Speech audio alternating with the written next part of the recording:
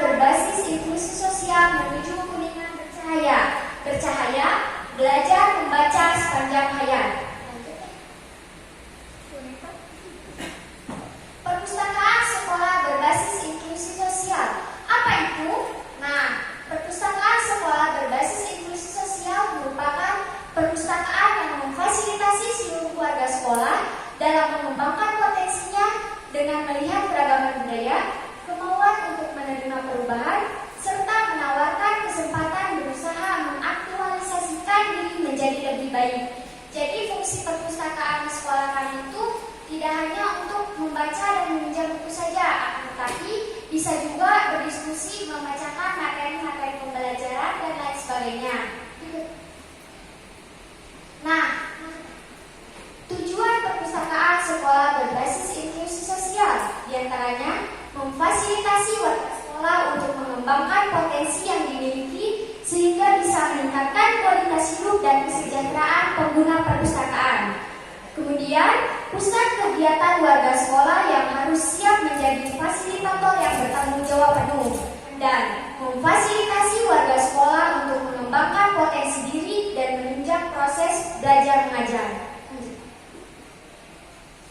Sesuai visi misi sekolah kami yaitu terwujudnya sekolah adiwiyata nasional dan generasi berakhlakul karimah dan membudayakan literasi. Maka program kerja dalam kegiatan literasi di sekolah SMP Negeri 1 Jalaksana berikut. Yang pertama, menghias dan mengisi pojok baca dengan berbagai macam buku.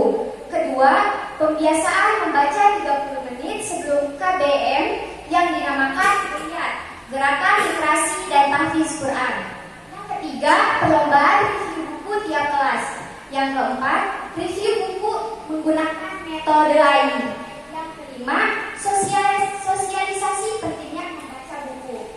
Dan yang terakhir, pemberian reward atau penghargaan kepada pengunjung perpustakaan yang paling banyak. Nah, realisasi kegiatan literasi di SMP Negeri 1 Jalaksana sebagai berikut. Kegiatan Geliat, Gerakan Literasi dan Tahfiz Quran. Pelaksanaannya 30 menit sebelum kegiatan belajar mengajar. Jadi, siswa-siswi di sekolah kami itu pukul 7 sudah berkumpul di lapangan mengikuti kegiatan Geliat, Gerakan Literasi dan Tahfiz Quran. Pelaksanaannya 30 menit, 15 menit untuk literasi membaca, 15 menit untuk literasi tahfiz dan Quran. Selanjutnya review buku yang pernah dibaca menggunakan metode lain. Di sini ada salah satu siswa perwakilan untuk menjelaskan isi buku menggunakan metode lain. Apa itu AI? AI adalah alasan memilih buku itu, isi dari buku itu, apa yang kita dapat dari buku itu.